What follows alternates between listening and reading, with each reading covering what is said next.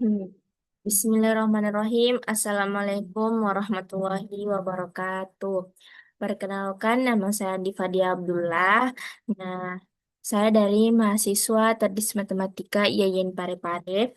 Pada kesempatan kali ini, saya akan menjelaskan materi tentang homomorfisme, yang dimana nanti itu ada studi kasusnya mengenai pengelolaan dana sedekah masjid. Jadi, materi ini tuh terdapat pada mata kuliah struktur aljabar dan nanti itu ada contoh soal yang terintegrasi dengan nilai keislaman. Oke, langsung saja. Sebelum kita masuk ke studi kasusnya, kita perlu memahami dulu apa sih itu eh, homomorfisme. Nah, jadi homomorfisme adalah suatu fungsi atau pemetaan antara dua struktur aljabar yang mempertahankan operasi yang berlaku pada kedua struktur tersebut.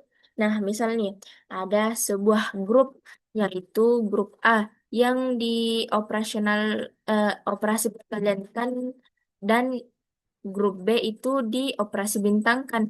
Nah, jika terdapat suatu fungsi pemetaan, yaitu fungsi dari A ke B, maka fungsi tersebut disebut homomorfisme apabila dia memenuhi syarat, yaitu F A dikali B sama dengan FA bintang FB. Nah, operasi yang dilakukan itu sebelum pemetaan menghasilkan nilai yang konsisten dengan operasi setelah pemetaan. Artinya itu operasi yang hasilnya sebelum dipetakan itu harus sama dengan operasi yang setelah dipetakan. Nah, dengan kata lain itu homomorfisme menjaga struktur matematika agar tetap konsisten meskipun elemen-elemen di dalamnya itu dipindahkan ke sistem yang berbeda. Nah, kita masuk ke studi kasusnya nih. Nah, untuk penerapannya, studi kasusnya itu kita memperhatikan jalur pembukaan kas pada suatu masjid. Nah, misalnya bendahara masjid itu mencatat sedekah satuan ribuan rupiah untuk mempermudah pencatatan. Nah, kemudian dikonversikan ke dalam suatu rupiah penuh untuk laporan keuangan resmi akhir pekan. Nah, misal jamaah Ahmad itu menyedekahkan 5.000 dicatat sebagai angka 5. Nah, Fatimah itu menyedekahkan 3.000 dicatat sebagai angka 3. Nah, pertanyaannya adalah apakah hasil laporannya itu akan tetap sama jika bendahara itu menjumlahkan angka-angka tersebut terlebih dahulu, lalu dikonversikan ke rupiah, atau mengonversikan masing-masing terlebih dahulu lalu menjumlahkannya. Nah, pertanyaan ini akan kita selesaikan dengan cara homomorfisme. Oke, kita masuk ke pemodelan matematikanya dahulu, yang di mana proses konversi nominal uang oleh bendahara masjid itu dapat dikatakan akurat jika kita memodelkan ke fungsi matematika berikut, yaitu fx sama dengan 1000x. Nah, setiap angka pada pencatatan ini, pencatatan internal itu dikalikan 1.000 untuk mendapatkan nilai rupiah yang sebenarnya. Jadi dalam struktur aljabar itu fungsi ini tuh memetakan grup bilangan bulat ke grup bilangan bulat dengan operasi penjumlahan. Nah, grup bilangan bulat menuju grup bilangan bulat dengan operasi penjumlahan. Jadi, eh, kita akan membuktikan secara strukturalnya apakah pemodelan ini itu memenuhi kriteria sebagai sebuah homomorfisme dengan menguji dua metode kalkulasi independen. Nah, yang pertama itu kita total lalu konversi. Jadi pada metode pertama itu bendahara itu akan menjumlahkan catatan kasnya terlebih dahulu. Nah, misal sedekah Ahmad kan tadi dicatat sebagai 5 dan sedekahnya Fatimah itu dicatat sebagai 3. Jadi kita jumlahkan dulu 5 ditambah 3. menghasilkan 8. Nah, lalu angka 8 tersebut kita konversikan ke hasil total rupiah. Nah, kita gunakan tadi rumus fx-nya. Fx-nya tadi berapa? Fx-nya itu 1000x. Nah, x-nya kita dapat itu angka 8. Jadi, F8 sama dengan 1000 dikali 8 menghasilkan 8.000. Jadi, untuk metode pertama itu total lalu konversi itu menghasilkan 8.000. Oke, selanjutnya pada metode kedua. Kita konversi dulu baru kita totalkan. Nah, jadi pada metode kedua itu bendahara ingin mengonversi masing-masing catatannya terlebih dahulu. Misal tadi Ahmad kan eh, di misalkan sebagai 5 karena sedekahnya itu 5.000. Nah, fx-nya kan tadi 1000, jadi 1000 dikali 5 menghasilkan 5.000. Nah, lalu dana dari Fatima itu kan di misalkan sebagai 3 karena 3.000 jadi fx-nya itu 1000 dikali 3 menghasilkan 3.000. Nah, lalu kita menjumlahkan. Nah, kan tadi konversi dulu baru ditotalkan.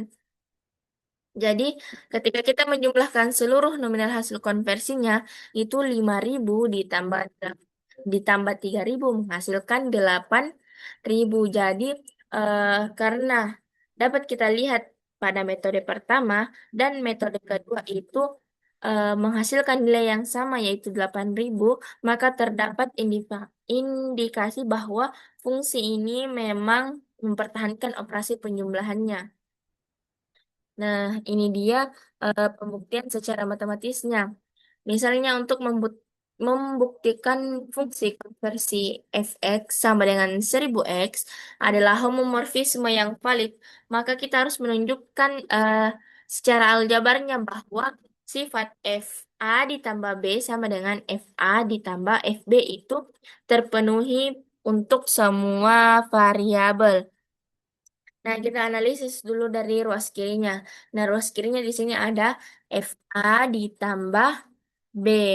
Jadi, kita substitusi A ditambah B ke dalam fungsinya. Jadi, fungsinya kan tadi 1000. A ditambah B. Jadi, kita gunakan sifat distribusi perkalian terhadap penjumlahan. Jadi, kita kalikan ini. 1000 dikali A, baru 1000 dikali B hasilnya 1000A ditambah 1000B. Nah, kita analisis lagi ruas kanannya FA ditambah FB. Jadi kita jabarkan masing-masing secara terpisah. Nah, F-nya kan tadi fungsinya itu kan dapat eh, di sebelumnya itu sudah dijelaskan bahwa fungsi itu 1000. Jadi FA sama dengan 1000A, FB sama dengan 1000B. Lalu kita jumlahkan jadi mendapatkan 1000A ditambah 1000B. Nah, karena ruas kirinya dan ruas kanannya, ini kan ruas kirinya dan ruas kanannya itu eh, mendapatkan nilai yang sama. Jadi, fungsi ini merupakan homomorfisme grup. Ya, karena dia telah membuktikan eh, bahwa ruas kiri dan ruas kanannya sama dan tidak eh, mengubah operasional apapun itu. Nah, selanjutnya itu interpretasi kontekstualnya dan realitasnya. Jadi, eh, apakah maknanya tadi hasil dalam kehidupan nyatanya? Jadi, pembuktian homomorfisme itu menjamin bahwa penyederhanaan pencatatan itu tidak akan mengubah hasil laporan keuangan. Nah, itu bendahara itu dapat menggunakan metode yang praktis tanpa khawatir terjadi kesalahan atau selisih nominal. Nah, hal ini tuh menunjukkan bahwa matematika itu tidak hanya eh, merupakan aljabar abstrak, bukanlah sekedar rumus teoritis di atas kertas.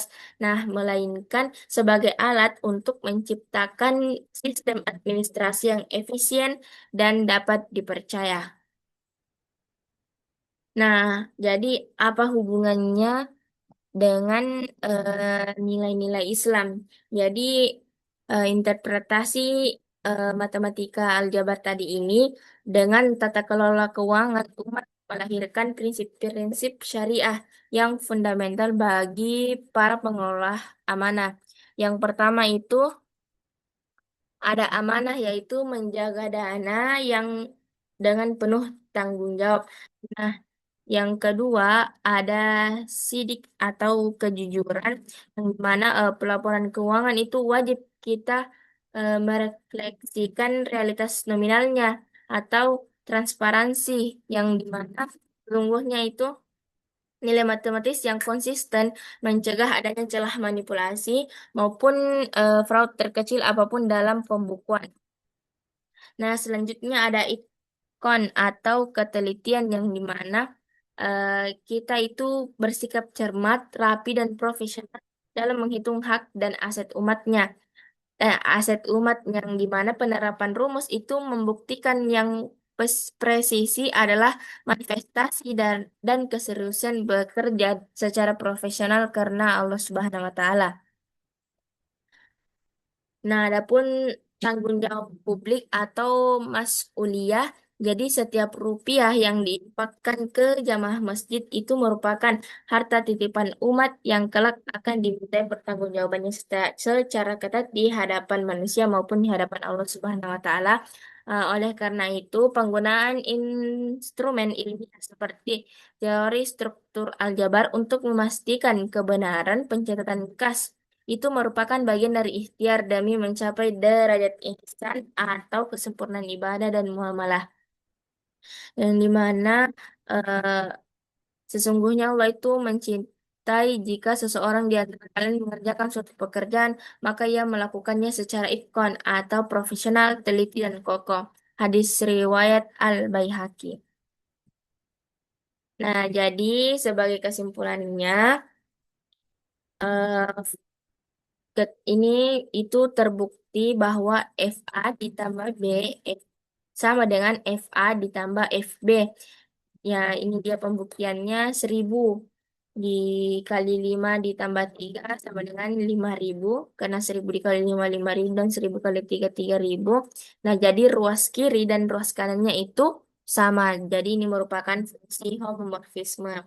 Nah, implementasinya dalam struktur matematika juga menjamin efisiensi kerja bendahara tanpa mengorbankan akurasi data. Jadi hal ini tuh selaras dengan integrasi nilai Islam, yaitu amanah, kejujuran, ketelitian, dan tanggung jawab syariah. Nah, terima kasih. Itulah tadi materi homomorfisme dan juga contoh soalnya yang terintegrasi nilai keislaman. Cukup sekian, kurang dan lebihnya mohon dimaafkan. Wassalamualaikum warahmatullahi wabarakatuh.